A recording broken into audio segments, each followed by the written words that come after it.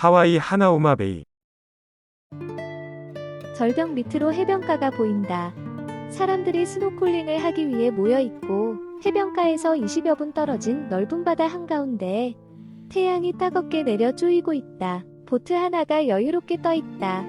두 남녀가 보인다. 칵테일을 마신다. 그러다 갑자기 두 남녀가 바닷속으로 떨어진다. 잠시 허우적거리더니 눈에 조용해진다. 두 남녀가 탔던 보트는 해변가 쪽으로 황급히 사라져버린다. 그로부터 1년 전으로 돌아간다. 또 만나다. 한여름 더위가 기승을 부린다. 막 샤워룸을 나오는데 핸드폰이 울렸다. 네, 이철민 맞습니다. 흘러내리는 앞머리칼을 위로 올리며 철민은 창가에 섰다. 어디라고요? 병원이라고요? 병원에서 왜 나를 찾을까 의아해하면서 물었다. 무슨 일이신가요? 누구요? 진서우? 진서우라고요? 진서우라는 말에 아직도 생생히 기억나는 얼마 전 사건. 알겠습니다. 일단 가서 얘기하죠. 30분 정도면 갈 수 있습니다. 내 전화를 끊고 철민은 잠시 담배를 한 대 꺼내 문다. 진서우. 진서우. 동일한 상황에서 그 애를 또 만나는군. 호텔에서 병원까지 가는 길은 마치 주차장같이 차들이 움직이지 않았다. 지하에 주차하고 빠른 걸음으로 1층 데스크로 갔다. PC에 무언가 입력하고 있는 안내원에게 물었다. 응급실이 어느 쪽이죠? 네. 곧바로 가셔서 오른쪽 끝입니다. 오른쪽 끝 응급실 데스크로 허겁지겁 걸어갔다.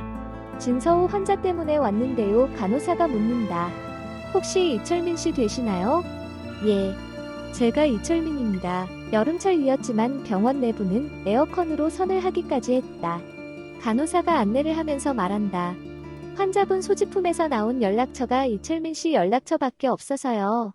병원 규정상 보호자와의 연락이 되어야 진행할 수 있는 치료들이 있는데 환자분께서 누구에게 연락을 취해야 할지 말을 안 하셔서 간호사가 힐근 내 눈치를 살피며 건네준 것은 철민의 명함이었다. 응급실 옆에 있는 중환자실 106호 앞에서 간호사가 문을 열어주었고 철민은 창가 쪽에 누워있는 한 여자의 모습을 발견했다.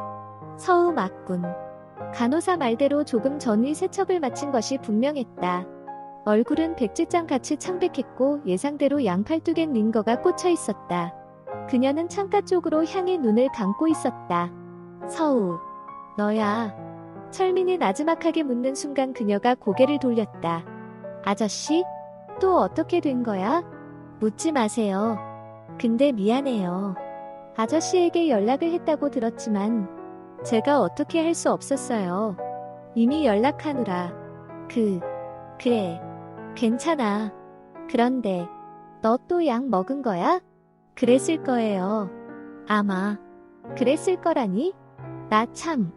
너 몰라? 너 왜 여기 와 있는지? 알죠. 이젠. 너. 내가 아는 것만 해도 지금이 두 번째야. 기억나? 기억나죠.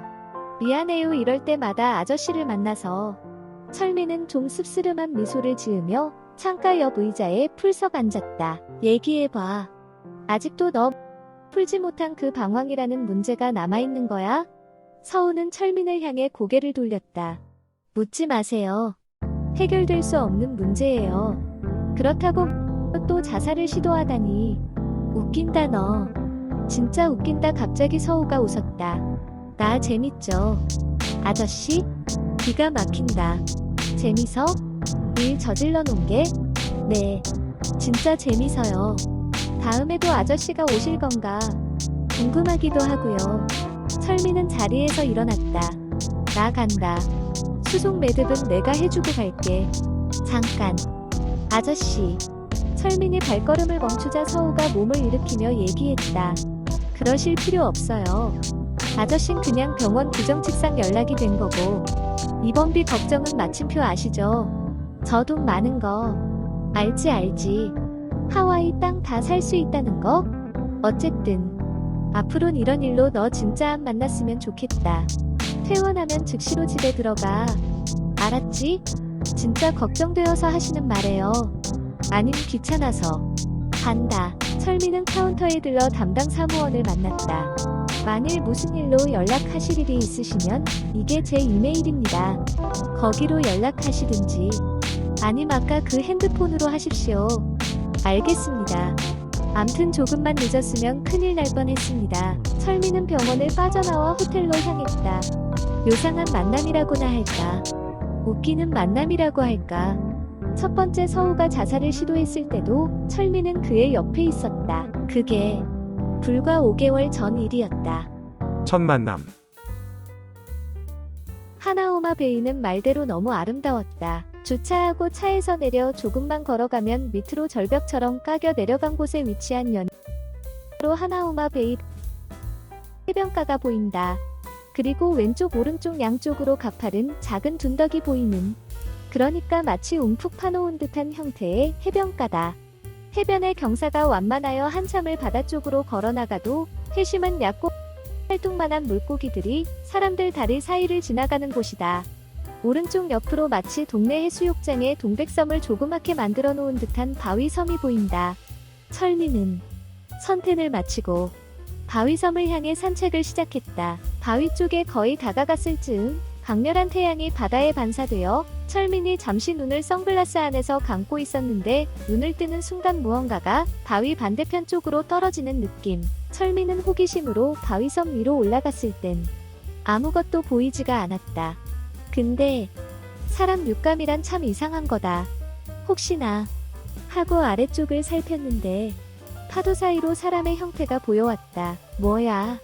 저건 사람이잖아. 오마이갓.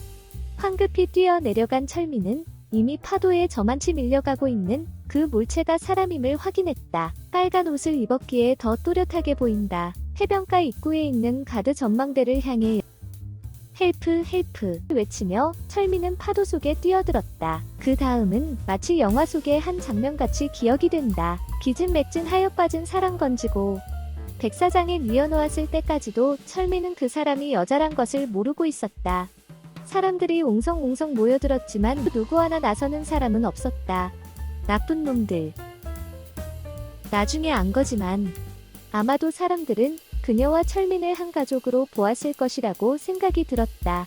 왜냐하면 그 여자애 역시 동양인이었기 때문이었다. 불현듯 인공호흡을 해야 한다는 생각이 들었고 철민은 아무런 지체 없이 그녀의 명치 끝을 두 주먹을 모아 반복 압박했다. 별 반응이 없었고 다급한 철민은 다음 단계로 그녀의 코를 한 손으로 막고 다른 손으로 입을 벌려 인공호흡을 시도했다. 영화에서 본 그 장면을 연상하며 표 아무런 지식 없이 시작한 그 인공호흡은 운 좋게도 그녀가 울컥하며 물을 토해냄으로써 성공을 거둔 셈이다. 라이프. 가드가 마치 흑인촌에서 사건이 거의 마무리될 때쯤 나타나는 경찰처럼 의그적대며 나타나서 그 애를 들것에 실어 철민과 함께 응급실로 향했다. 앰뷸런스 안에서 철민은 그녀를 내려다봤다. 제기랄. 이 여자 약까지 먹었잖아. 흑인 남자가 그 여자의 입속을 체크하며 내뱉은 말이었다. 그 여잔 아직 비몽사몽이냥 인상을 찡그리며 고개를 흔들고 있었다. 당신, 이 여자친구인가? 흑인이 물었다. 내가 미처 대답하기도 전에 흑인은 소리쳤다. 어쨌든 이 소지품 당신이 가지고 있어. 내미는 열린 가방 속으로 한 권의 책이 삐져나왔다. 그것은 분명 한국 수필집이었다. 한국 여자? 서우와는 그렇게 만났다. 철민의 마음 달래기. 하와이 여행은 결국 거의 3일 동안 호박 그녀의 병상 옆에서 지내야 되는 도해상. 그런 기분이 썩 좋지 않은 여행이 되고 만 것이다.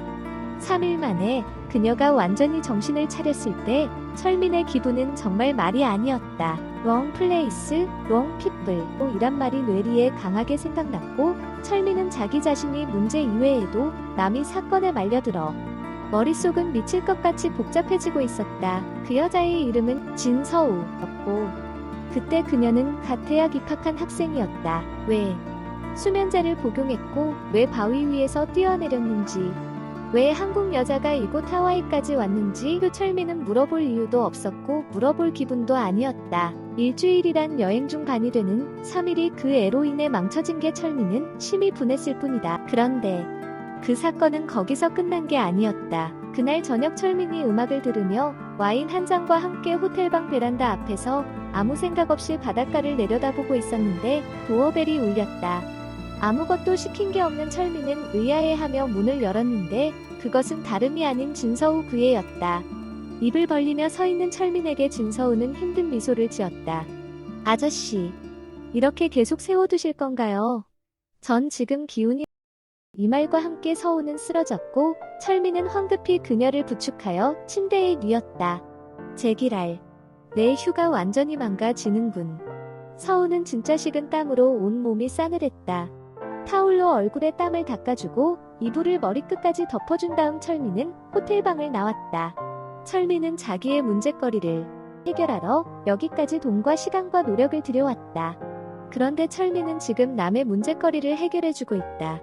바보 자식. 미친 짓이다. 웃기는 짓이다. 재주가 옴붙었다. 무지 화가 난 철민은 호텔 클럽에서 술을 진탕 마셨다. 세이. 장난하듯 이혼하더니 이번엔 더 웃기는 장난을 하는군. 세이. 그녀는 5년 전 나와 결혼을 했던 여자. 그러니까 철민이 미국에 와서 학위 공부를 끝내고 꽤 유명한 프로덕션 회사에 취직되어 있던 그 2년 사이에 소위 말하는 고무신 거꾸로 신은 여자. 죽일 여자. 나쁜 여자. 세이. 그런데 세이에게 남자가 생겼다고? 그것도 연하의 남자? 왜 그녀가 나로부터 떠나갔는지, 왜 이혼을 일방적으로 했는지 철민은 알 수도 없었고 또 알고 싶지도 않았다. 미국으로 같이 가는 대신 그녀는 대학원 다니며 그래픽스 디자이너 일을 계속할 거라고 말했었다. 그녀는 항시 말했다. 무지 사랑하니까 마음이 영원하다고. 그리고 미국에 있던 나를 마지막으로 방문한 그 다음 달 그녀에게서 이혼 서류가 날아왔다. 나쁜 년, 가증한 년, 죽일 년. 이렇게 소리쳐 보았지만 철민의 마음엔 아직 그녀가 정말 타인이 되었다는 사실이 받아들여지지가 않았고 더욱이 이혼이란 단어는 그에게 전혀 실감이 나지 않는 말이었다. 그게 불과 한 달 전 일이다. 그래서 회사에 이런저런 변명 둘러대고 일주일 하와이 마음 달래기 여행을 온 건데 아 미치겠다. 내 방에 있는 저 애는 또 뭐야? 만남의 시작. 철민은 술에 약한 편이다. 잘 안 마시지만 일단 발동이 걸리면 절제를 못하는 편이다. 담배도 그렇다. 하루에 거의 안 피거나 2~3개 피. 그런데 어떤 계기로 일단 피게 되면 앉은 자리에서 한갑도 가능하다. 혼자서 조니 워커 반병을 다 들이키고 담배도 거의 반갑을 다 피고 밤 거의 10일가 다 되어 마침표 고주망태가 되어 비틀비틀 호텔 룸으로 향했다. 이때 철민은 술이 너무 취해 서우가 내 방에 있다는 사실을 까마득히 잊어버리고 있었다. 샤워를 비몽사몽간에 하고 곧바로 침대에 들어가 잠이 들고 만 것이다. 그가 잠이 깬 것은 무언가가 내 허리를 꽉 누르고 있다는 느낌 때문이었다. 거기다가 무언가가 그의 목을 또한 꽉 누르고 있다는 느낌 때문이었다. 새벽 2시쯤인가? 뭐야? 아직도 어두운 가운데 가까스로 눈을 떠본 철민은 말 그대로 침대에서 거의 1m는 공중으로 뛰어오르지 않을 수가 없었다. 세상에, 내 옆에는 그 서우라는 애가 누워있었고 더 가관인 것은 그 애가 발을 철민의 허리에 얹고 팔은 내 목을 꽉 조르고 있었기 때문이었다. 캣! 철민의 비명소리에 그 애 역시 놀라 깨면서 사태를 파악한 듯 잠시 주춤하더니 갑자기 울기 시작했다. 야, 왜 울어? 네가 내 목 조르고 발로 허리 감았지. 내가 그랬니? 나쁜 아저씨잖아요. 이걸 두고 대낮에 봉창 두드리는 소리라고 할 기다. 자실하려는 여자 구해주고 인공호흡해서 살려놔 병원까지 따라가서 간호해줘. 내 휴가의 반을 희생해 호텔방에서 공짜로 재워줘. 그랬는데 이젠 홍두깨같이 징징 짜며 나를 의심하고 있으니 이봐 진정하고 얘기해봐. 왜 우는지? 응? 몰라요. 몰라. 아저씨 늑대예요. 늑대 아니 무슨 소리야. 늑대라니. 나도 술 먹고 전혀 모르고 너 있는 줄 모르고 그냥 여기서 잔 거야. 조금 전에 네가 내 목 조르고 허리 레슬링 하듯이 꽉 누르길래 그때서야 안 거야. 네가 여기 같이 잤다는 거. 그럼 정말 아무 일 없었어요. 아, 미치겠네. 야, 네가 잘 알잖아. 아무 일 있었는지 없었는지. 그래도 남자들은 다 늑대라던데 마 임마. 너 지금 대학 들어갔다며. 그럼 겨우 20살인데 나는 35살이야. 말이 되는 소리니. 그런데 여기까지만 했으면 좋았는데 철민이 주책으로 한마디를 더 한 거지. 그리고 뭐 너 별로 여자로서 느껴지지도 않구만. 뭐 이 말을 듣는 순간 서우가 침대에서 벌떡 일어났다. 뭐라고요? 지금 뭐라고 하셨어요? 아저씨? 아니야, 혼잣말이야. 신경 쓰지 마. 서우는 침대에서 내려와 주섬주섬 옷을 입고 가방을 챙긴다. 야, 너 지금 뭐 하는 거야? 보면 모르세요. 여길 나가려고요. 야, 지금 새벽 2시야. 어딜 가려고. 미안하다. 미안해. 그냥 이따가 날 밝으면 가. 그럭저럭하여 서우는 그날 철민과 같이 있게 되었다. 철민이 서우에 대해 알게 된 사실은 그 애가 심한 내부 갈등 증세, 즉 어떤 이유에선지 자신이 인생을 살아가는 현실에 대해 의미를 못 느끼고 있다는 것과 그 애는 어떻게 된 연유인지 엄청난 재산을 가지고 있다는 사실이었다. 서우는 자기 가족에 대해서도 서스럼없이 얘기했다. 집안이 갑부인 모양이다. 거기다가 무남 동료 외동딸이니 아마도 버릇이 없을 수밖에 없을 것이다. 서우는 어릴 적부터 외롭게 마치 세장의 새처럼 자랐다. 엄마와 아빠 사이는 38선을 가운데 두고 공존하는 사이? 엄마와 아빠는 사랑하지도 않았는데 결혼을 할 수밖에 없었던 사람들. 엄마도 옛 애인이 있었고 아빠도 동거까지 하던 옛 애인이 있었다고. 아빠는 여자아이까지 하나 있었다는 소문을 서우는 들었다. 서우는 때때로 그 언니가 집으로 찾아와 서우랑 다정하게 지내는 상상도 하였다고 철민에게 말했다. 어쨌든 마지막 남은 하루도 철민은 서우와 보내게 되었다. 물론 철민은 자기만의 시간을 갖기를 원했었다. 그런데 자신의 생명의 은인을 운운하며 서우는 기필코 그에게 근사한 저녁을 사겠다고 졸랐고 맘 약한 철민은 그녀의 말대로 끌려 다닐 수밖에 없었다. 와이키키 해변이 내려다 보이는 호텔 맨꼭대기 라운지에서 철민은 서우와 식사를 하고 있었다. 아저씨는 아직 결혼 안 하셨어요? 그렇게 보여? 글쎄요. 여자들이 가만히 놔두지 않았을 것 같은데 그게 무슨 말이야? 놔두질 않다니. 멋있다는 말이죠. 멋있다고? 하하하. 오랜만에 터트린 웃음이었다. 주위 사람들의 시선이 느껴질 무렵 서우가 재밌다는 듯 물었다. 이혼하셨죠? 아저씨. 철민은 마치 나쁜 짓 하다 들킨 아이처럼 식은땀이 돋았다. 아니. 서우가 그걸 어떻게 알지? 저를 뭘로 보시는 거예요? 만일 아저씨가 결혼하신 분이라면 분명 부인이랑 둘이 오셨거나 혹은 아이도 같이 왔겠죠. 더욱이 이곳은 관광지인데 아무 목적 없이 오실 리는 만무하고 만일 총각이라면 애인하고 오셨을 테고 아니면 현지에서 꼬신 여자랑 데이트라도 하고 있으셔야겠죠. 호호. 와. 서우 대단한데 혹시 미아리에서 방석 깔고 있었나? 하하. 서우도 재미있다는 듯이 깔깔 웃어댔다.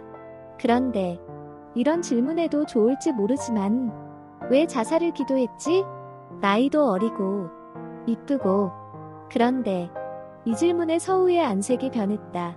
철민은 괜한 질문을 하였나 보다 생각하고 말꼬리를 바꾸려는데 서우가 입을 열었다. 집안 환경과 제 주위 사람들이 저를 미치게 해요. 저는 무남 동료거든요. 그것도 이름만 대면 다 아실 큰 기업의 무남 동료. 남들은 제가 부러울 것이 없는 공주 같은 행운을 타고 났다고 생각하죠. 근데 우리 집 내막을 아시면 기겁을 하실 거예요. 그런데 그래도 그렇지. 어떻게 자살까지? 아저씨, 별로 깊은 내용은 말씀드리고 싶지 않거든요. 그리고 자살은 순식간에 충동에 의한 거예요. 평상시에는 전혀 그런 생각 안 해요. 일종의 병적이죠. 그래. 철민은 곁에 있는 와인을 꿀꺽 삼켰다. 근데 아저씨, 아저씬, 왜 이혼하셨어요? 저도 별로 깊은 내용은 말씀드리고 싶지 않거든요. 말 장난하는 철민이 재미있다는 듯 서우는 다시 깔깔대며 웃기 시작했다. 참, 아저씨 혹시 첫 키스 기억나세요? 퉁단지 같은 질문에 철민은 기억을 살려보았다. 글쎄, 언제였더라? 이제 보니 아저씨는 바람둥이시군요. 첫 키스 기억 못하는 남자는 바람둥이래요. 그런가? 사실 세희가 나의 첫 키스 상대였다. 그럼 넌 키스해봤어? 그러면 어때요? 이렇게 질문해놓고도 철민은 괜한 말을 했나 싶었다. 전 정신이 없었어요. 도무지 기억도 없고. 와, 그 남자 대단한 키스의 실력가였던 모양이네. 호호, 그럴걸요? 그럼 아직 사귀고 있나? 발전은 많이 했어? 그런 셈이죠. 같이 한 침대에서 자기도 했으니까요. 요즘 여자애들 서스럼 없다고 하는 얘기는 들었었지만 막상 20살간 넘은 서우로부터 그런 얘기를 들린다는 게 조금은 민망했다. 그러나 철민의 호기심은 이미 선을 넘고 있었다. 상당히 깊은 관계였군. 서로 사랑하나? 글쎄요. 만난 지 며칠 안 돼서 아직 그건 잘 모르겠는데요. 뭐라고? 그럼 그 남자와 같이 여기 하와이에? 네. 어제까지 같이 있었고 오늘도 사실은 같이 있어요. 철민은 혹시나 해서 주위를 둘러보았다. 갑자기 서우가 다시 깔깔대며 웃기 시작했다. 하하하. 왜 웃어? 아저씨. 참 순진하시다. 내가 왜? 무슨 말이야? 서우가 와인잔을 내려놓으며 말했다. 그 남자가 바로 아저씨예요. 뭐라고? 한 대 얻어맞은 듯한 기분. 제 첫 키스의 상대는 바로 아저씨였어요. 기억나시죠? 아저씨가 저에게 인공호흡해 주신 거. 그리고 기억하시죠? 어젯밤 저랑 한 침대에서 잔 거? 웃을 수밖에 없었다. 맹랑한 애다. 그런데 무엇이 저 애를 자살 시도까지 몰고 갔단 말인가. 얼굴을 자세히 살펴보았다. 갸름한 얼굴형에 가는 쌍꺼풀, 오똑 솟은 콧날, 조금은 작은 듯한 입술, 아직도 젖살이 안 빠진 귀여운 볼. 이거 내가 무슨 상상을 하는 거야? 와인을 벌컥 마셨다. 그러니까 아저씨는 저에게 첫 남자가 되는 거죠. 호호호 기념으로 아저씨 명함 하나 주시겠어요? 서우와 철민의 만남은 그렇게 시작되었다. 전 부인 세희. 숙소에 도착한 시간은 거의 오후 1시쯤이었다. 누구에게서 메시지가 와 있었다. 바로 나야 세희. 왔구나. 웬일로? 다시 전화할게. 평상시와 다름없는 짧고도 차가운 메시지. 신혼초. 철민과 세희는 바로 그 문제 때문에 자주 다투었다. 철민은 왜 여자가 애교가 없고 그렇게 싸늘하냐고 덤볐고, 세희는 이젠 어린애도 아닌 남자가 왜 그리 우스운 요구를 하냐며. 세희는 철민이 잠들면 항시 서재로 나가 그곳에서 책을 읽다 잠들곤 했다. 세희는 처음부터 딴 침대 쓰길 원했고 완강한 철민의 반대에 부딪혀 뻗도 철민이 잠들기 전까진 그와 같은 침대에 누워 있었다. 세희는 철민이 안아주는 걸 별로 즐기지 않았다. 그 때문에 그들의 부부관계는 거의 일방적이었다. 그리고 그렇게 행동하는 철민을 거의 동물적 본능으로 여겼다. 철민은 장소에 관계없이 그녀를 원했지만 세희는 마치 징그러운 거머리 같이 그를 피했다. 세희는 같이 영화 가고 술 마시고 산책하는 것은 무척 즐겼다. 그러나 그 이상의 뜨거운 행동은 즐기는 편이 아니었다. 결혼 생활 3년차가 되는 셈이었는데 그녀의 둔감한 부부 생활에 대한 태도에 대해 철민은 항시 불만이었다. 수첩에 적힌 번호를 돌렸다. 여보세요? 장세희 씨 좀 부탁합니다. 장 팀장님 지금 미팅 중이십니다. 누구시라고 전해드릴까요? 내가 누구지? 지금? 전 남편이라고 해야 되나? 네. 저 사촌 오빤데요. 제기랄 철민이 사촌 오빠냐? 기분이 잼벤이었다. 전화를 끊고 침대에 풀썩 누웠다. 따르릉 전화 벨이 울렸다. 여보세요? 부동산 김 사장이었다. 오피스텔이 하나 있다고. 다음 주 첫 출근 전까진 아파트를 구하든지 오피스텔을 구해야 한다. 곧 나가겠습니다. 학위를 마친 게 금년 3월. 그리고 다니던 회사로부터의 승진도 마다한 채 마침 스카우트 제의가 들어온 지금의 한국 직장을 택했다. 영화, 음악, 뮤직, 비디오를 포함한 미디어 프로덕션 회사였다. 대우는 실장급, 아파트 대주고, 차도 원하면 무이자 대여해주고, 만족이었다. 그러나 크게 한국행을 결심한 것은 바로 세희 때문이었다. 그녀를 만나서 왜 그녀가 자기와의 결혼을 일방적으로 끝냈는지 자초지종을 모두 알고 싶었다. 그때 스카우트 제의가 라이트 타이밍에 들어왔던 것이다. 트러블 메이커 서우. 강남역 근처에 결국은 오피스텔을 계약했다. 아파트와 호텔을 짬뽕해 놓은 것 같은 30평짜리 공간이었다. 오후에 여기저기 가구를 들여놓고 세희와 약속한 장소로 가기 전에 호텔에 들러 샤워를 하려고 올라간 철민은 왼 쪽지가 방문 틈에 끼어져 있는 것을 발견했다. 누구지? 우지 옷을 벗으며 쪽지를 읽었다. 바로 아저씨. 저 서우예요. 오늘 퇴원해서 아저씨 보러 왔더니 출타 중이시군요. 저 호텔 커피 숍에서 기다릴게요. 전 시간 많으니까 오시면 내려오세요. 지금이 오후 4시 20분에요. 미치겠네. 이 자식. 제 멋대로야. 4시 20분이면 2시간 전인데. 철민은 샤워를 마치고 옷을 갈아입고 호텔 로비로 내려갔다. 물론 서우가 기다리다 분명 갔을 거라는 생각을 하며 막 로비를 벗어나려 순간 낯익은 소리가 들렸다. 아저씨, 저 여기 있어요. 깜짝이야. 서우였다. 난감하다. 7시 반에 약속이 있다. 지금은 거의 7시다. 얘랑 차 마시면 약속에 늦는다. 어떡하지? 아, 서우. 머뭇거리는 철민에게 서우는 덥석 팔짱을 낀다. 이거 놔. 누가 보는데. 서우가 재밌다는 듯 더 가까이 다가 붙었다. 아저씨, 변했어요. 그럴 수가 있어요? 호호. 저기, 나 지금 중요한 약속이 있거든. 미안한데 저도 따라가면 안 돼요. 저 아저씨 절대 방해 안 할게요. 옆에서 가만히 있을게요. 네? 아, 안 돼. 중요한 회사 일이라. 곤란해. 너무해요. 아저씨, 퇴원해서 제일 먼저 달려왔는데 임마, 네가 왜 나에게 달려오냐. 이렇게 말하고 싶은 충동을 가까스로 누르고 철민은 머리를 굴렸다. 서우야.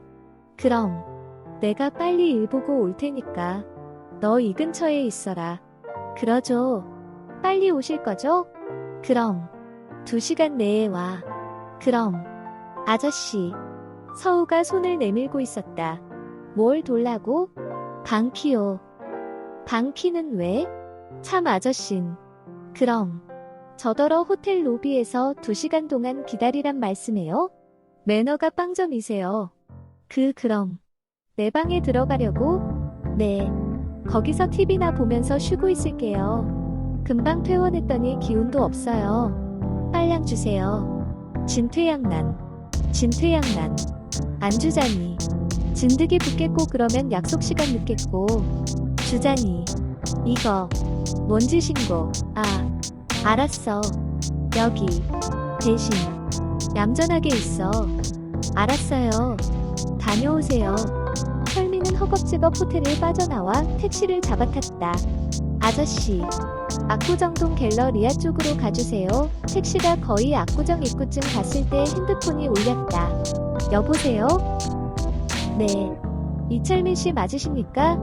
여기 펜지아 디자인입니다. 미국에서 오신 장세희 팀장님 사촌 오빠 되시죠? 제기랄. 한번 사촌 오빠 써먹었더니 이젠 그게 자리를 잡는구나. 그렇습니다만. 네. 저는 장세희 팀장님 부탁으로 전화드리는 건데요. 지금 팀장님 아직 미팅이 안 끝나서요. 예. 그럼 약속을 취소하시겠다고? 아니, 그건 아니고요. 팀장님이 직접 오빠분께서 머무시는 호텔방으로 회의 끝나자마자 가시겠다고요. 네, 알겠습니다. 그럼 기다리겠습니다. 전화를 끊고 난 후 철민은 뭔가 좀 상황이 이상하다는 생각이 드는 순간 오 마이 갓. 아저씨, 차 돌려주세요. 세이 회사로 전화를 했다. 네. 조금 전 통화한 사촌 오빤데요. 지금 장 팀장 나왔습니까?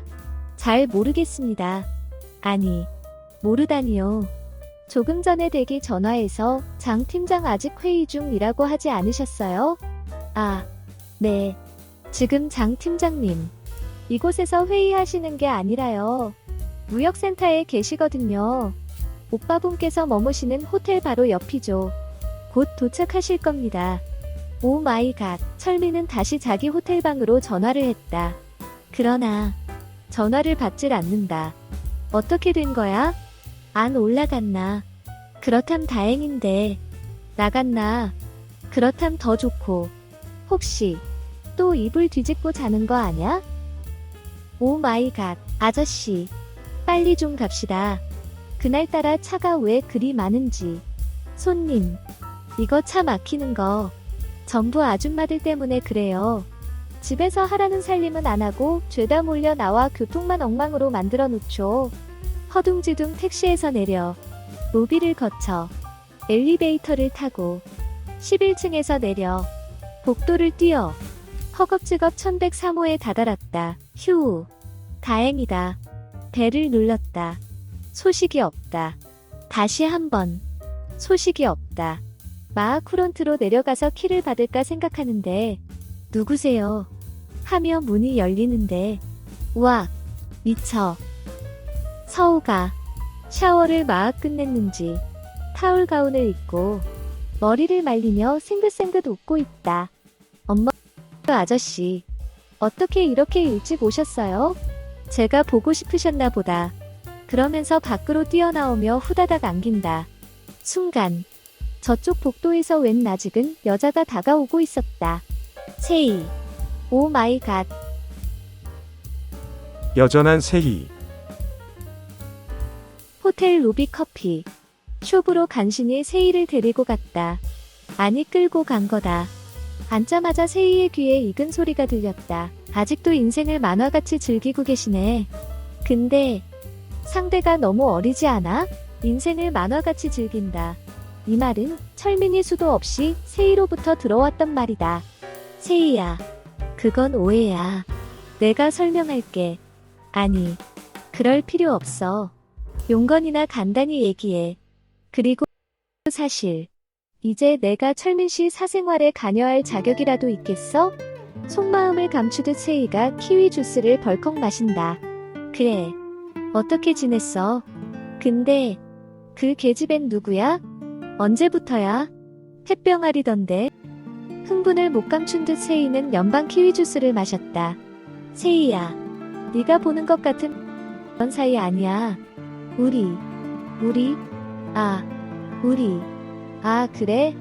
그앤 철민이 우연히 도와준 일 때문에 나에게 고맙다고 인사하러 왔고. 고맙다고 인사하러? 그럼 고마우면 누구나 다 발가벗고 인사해?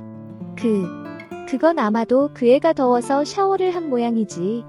이때 세이의 핸드폰이 울렸다. 여보세요, 표 홍진씨. 어디에요? 예. 한 30분 후에 거기서. 예. 누구야? 넌 어브 여 비즈너스, 니. 알바. 아니지. 말은 철민이 세이와 결혼생활 4년간 수 없이 들어왔던 두 번째 말이다. 에잉? 알바 아니라니까.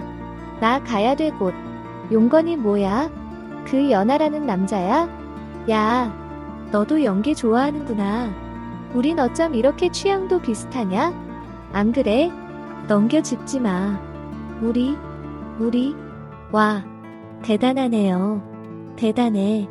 철민이 비꼬자 세이가 자세를 바꿔 앉으며 물었다. 우리 시간 낭비하지 말고 본론으로 들어가자. 좋아. 좋지. 그럼 말해봐. 나랑 일방적으로 이혼한 이유를. 잠시 시계를 쳐다보고 세이가 말했다. 그걸 몰라? 진짜 모르는 거야? 그래.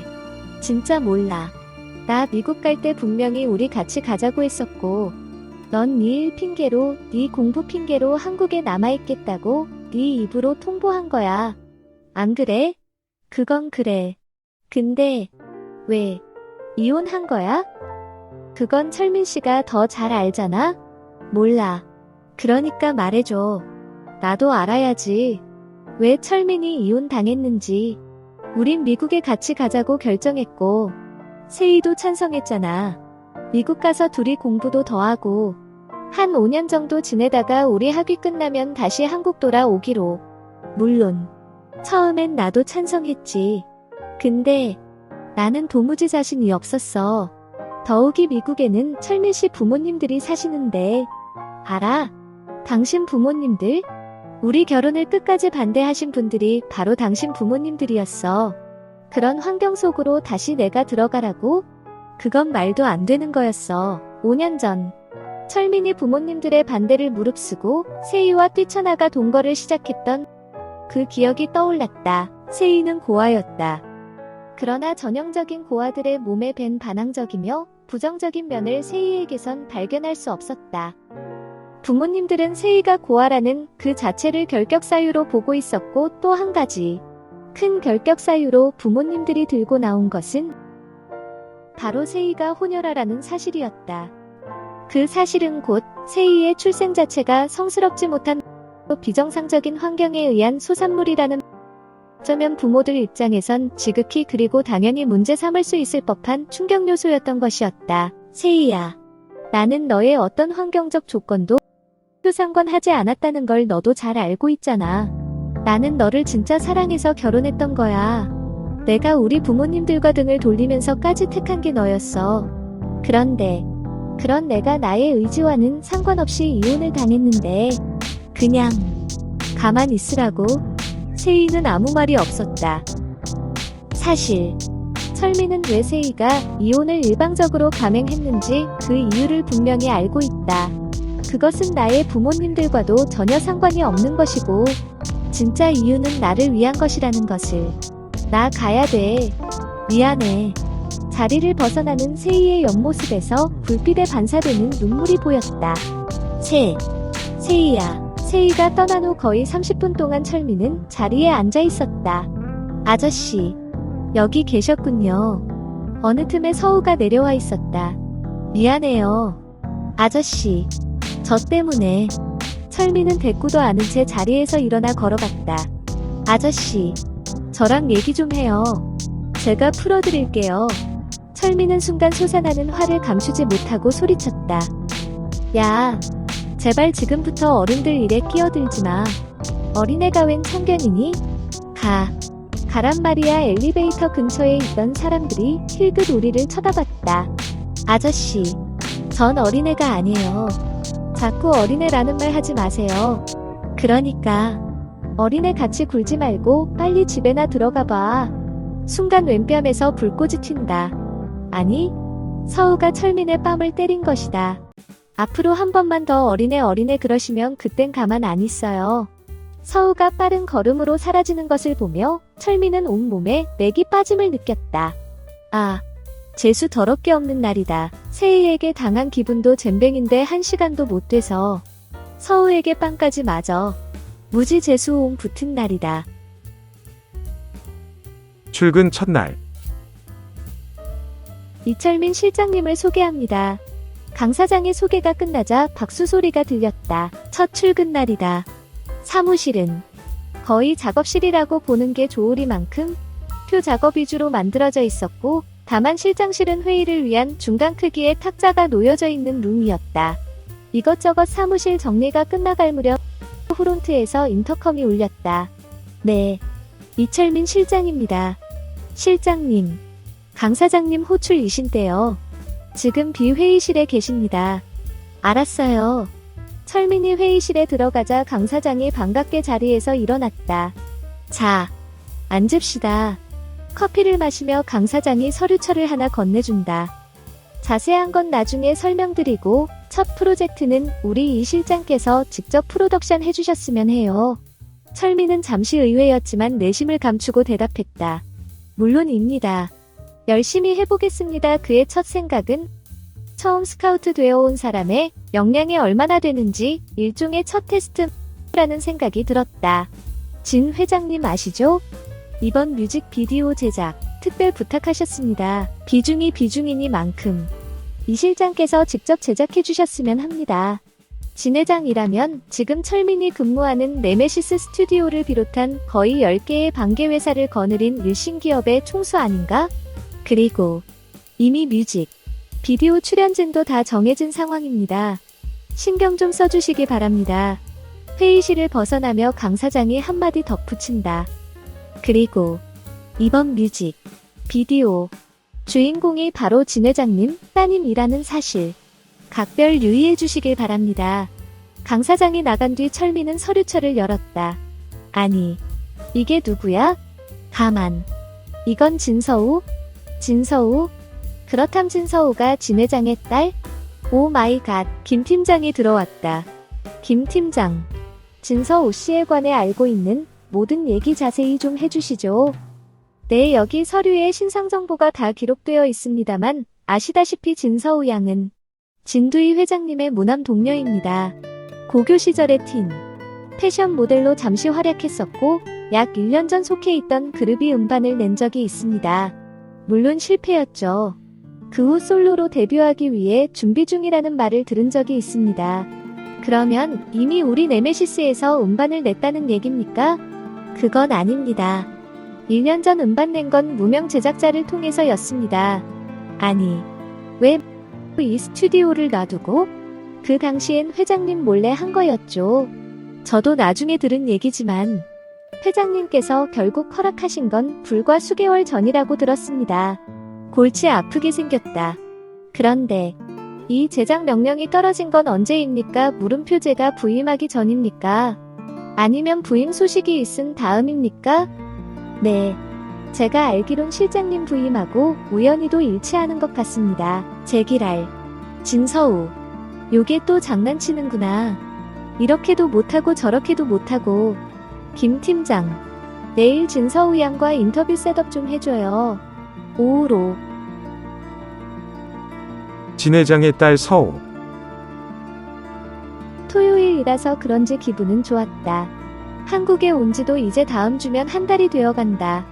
회사에서는 강남역 근처에 오피스텔을 마련해 주었고 네메시스 프로덕션에 대해서 어느 정도 친근감도 생기게 되었고 업무 파악도 거의 다 된 상태다.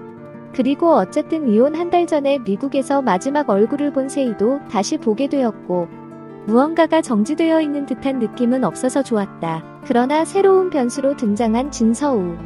그 오리무중에 진서우가 일신의 진두희 회장의 딸이라는 사실과 네메시스에서 다음번 과제로 내정한 프로젝트에 관련이 되어 있다는 사실은 무척 부담감이 되었다. 사실 철민은 개인 플레이에는 강하지만 남이 미리 계획해 놓은 일에 뛰어드는 건 딱 질색인 사람이다. 연애도 마찬가지다. 철민이 어떤 여자를 찍어서 그 여자를 향해 대쉬하는 건 내 전문 분야다. 하지만 중매를 통해서라든지 누가 소개를 해준다든지 해서 여자를 사귀는 것은 별로 내키지가 않는다. 세이와의 만남을 기억 속에서 생각하며 옷을 입고 있는데 전화벨이 울렸다. 여보세요. 이철민입니다. 좋은 하루는 좋은 아침으로부터 시작됩니다. 기분 좋게 하루를 시작하시고 이따 11시에 뵙도록 하죠. 여보세요? 네. 이따 뵙겠습니다. 이철민 실장님. 안녕 야. 진서우. 너. 전화가 딸깍하고 끊어졌다. 제기랄. 아침부터 여우에게 한 방 먹는구나. 그러고 보니 오늘 오전 11시에 진서우와의 인터뷰가 있다는 걸 잠시 까먹고 있었나 보다. 공적인 면담이니까 별로 부담은 없다. 오피스텔 앞에는 택시들이 많았다. 회사에서는 무이자로 차량 대여를 해주겠다고 했지만 철민은 도저히 서울에서는 운전을 할 자신이 없다. 택시 안에서 철민은 세희에게 전화를 걸었다. 장 팀장님 오늘 대전 컨퍼런스에 계십니다. 세희의 핸드폰으로 전화를 다시 걸었다. 지금 전화를 받을 수 없습니다. 메시지를 남겨놓으시면 곧 연락드리겠습니다. 샬롬. 순간 마침표 지난날의 세희와의 장면들이 생각난다. 샬롬. 이 말은 유대인들 말로 평화라는 말이지만 만나고 헤어질 때 즐겨 쓰는 말이다. 세희는 예전에 나랑 쓰던 그 말을 아직도 사용하고 있다. 사실 토요일이지만 거리는 더 붐비는 듯하다. 오전 근무만 빨리 끝내고 주말을 즐기려는 사람들로 가득 차 있다. 오피스에 도착해서 커피 한 잔 마시고 있는데 김창섭 팀장이 들어왔다. 실장님, 말씀드린 대로 진서우 씨와의 면담은 11시에 잡혀 있습니다. 그런데 왜 그러십니까? 무슨 일이 있으십니까? 한 가지 어쭈어 볼 게 있습니다. 요번 뮤직비디오 진서우 씨 쓰실 생각이십니까? 그건 제가 진서우 씨와 면담 후에 결정합니다. 무슨 말... 제가 알아야 할 사실들이 있습니까? 아닙니다. 다만 진서우 씨는 솔직히 지명도가 전무인 신인 신분이라. 네. 그래서 제가 면담을 하려는 겁니다. 잘 알고 있습니다. 다만이라뇨? 진 회장님께서 직접 이번 일에 신경을 쓰시는 것 같아서. 김 팀장님, 그건 제가 잘 알아서 결정할 것입니다. 그러니까 이게 소위 말하는 한국적인 사고방식인가? 그 사람의 능력과 실력에 관계없이 마침표 위에서 내려오는 그 말 한마디에 모든 방향이 결정되는 한국적 사고방식. 이런 건 또 철민이 고분고분 고개 숙이지 못하지. 어쩐지 불길한 예감이 든다. 한 차례 전쟁을 치러야 할지도. 나의 첫 프로젝트가 처음부터 거대한 걸림돌 앞에 선 듯한 느낌. 서우와의 프로젝트. 오전 11시 정각. 철민은 회의실에 들어섰다. 서우는 아직 없었다. 거의 15분이 흘렀을 무렵. 다다다닥 뛰어오는 발걸음 소리와 함께 회의실 문이 노크도 없이 확 열리며 서우가 나타났다. 난 순간 자리에서 벌떡 일어날 수밖에 없었다. 아니, 서우가 온 얼굴에 웃음을 가득 머금은 채. 거기까지는 좋았는데 너덜너덜한 청바지에 위에는 아무리 여름이라도 그렇지 아슬아슬한 나시 차림으로 나타난 것이다. 많이 기다렸어요. 아저씨? 서우는 숨을 헐떡이며 내 옆에 의자에 풀썩 앉는다. 진서우 씨, 여기는 회사입니다. 그리고 나는 진서우 씨와 업무상으로 면담을 하고 있는 겁니다. 아시겠습니까? 순간 서우가 철민의 옆에 바짝 가가 붙으며 다짜고짜 그의 팔짱을 끼면서 또 볼멘 소리로 말한다. 와, 아저씨, 그렇게 말하니까 너무 터프하다. 아저씨잉 미안해요. 나 늦을 만한 사정이 좀 있었어요. 용서하세요. 다음부턴 절대 안 그럴게요. 네? 진서우 씨, 다시 말하겠는데 지금은 공식 업무 수행 중입니다. 지킬 건 지켜주세요. 순간 서우가 자리에서 벌떡 일어서며 딸딸대며 웃는다. 알았다. 알았어 이제 보니. 아저씨, 내가 진 회장 딸이라는 거 아셨구나. 그리고 내가 이번 뮤직비디오 미리 배정된 거 그것 때문에 화나셨구나. 그래요? 철민은 아무 말 없이 담배를 한 대 꺼내 물었다. 창밖을 내다보며 잠시 담배를 피고 있는데 서우의 손길이 느껴졌다. 아저씨, 미안해요. 나 고백할게요. 대신 약속해요. 화내지 않는다고. 철민이 돌아보자 서우는 말을 계속했다. 사실 아저씨 아니, 이 실장님 네메시스로 오신다는 거 다 알고 있었어요. 그리고 제가 이번 뮤직비디오 찍기로 된 거 맞아요. 앞밖에 아니, 진 회장님께 제가 압력 넣은 거 맞아요. 하지만 한 가지 분명한 거 실력이 있다는 거예요. 나중에 보시면 알아요.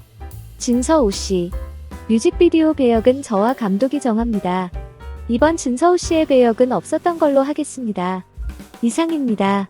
철민은 말을 마치고 불이 나게 회의실을 나왔다. 왜냐고? 잠시 후 1분도 안 돼요. 회의실 안에서는 의자 부딪히는 소리, 프레임 날아가는 소리, 집기들 깨지는 소리. 운명의 시작을 알리는 소리가 들렸다. 세희를 만나러. 회사에서 나오면서 다시 세희 회사로 전화를 걸었다. 저 장세희 씨, 사촌 오빠입니다. 제 길 한번 써먹은 그 사촌 오빠가 이제는 아예 나이 이름이 되는구나. 네, 사촌 오빠시군요. 알려드릴게요. 대전 인근 유성에 있는 리베라 호텔 회의장입니다. 그쪽에 위치한 협력 업체들과도 가깝고 해서 그쪽에서 회의가 진행 중입니다. 아마 오후 3시경엔 회의가 다 끝나는 걸로 알고 있습니다. 그래. 어차피 지금부턴 나도 한가하니까 오랜만에 유성이나 갔다 올까. 철민은 곧장 유성행 고속버스를 탔다.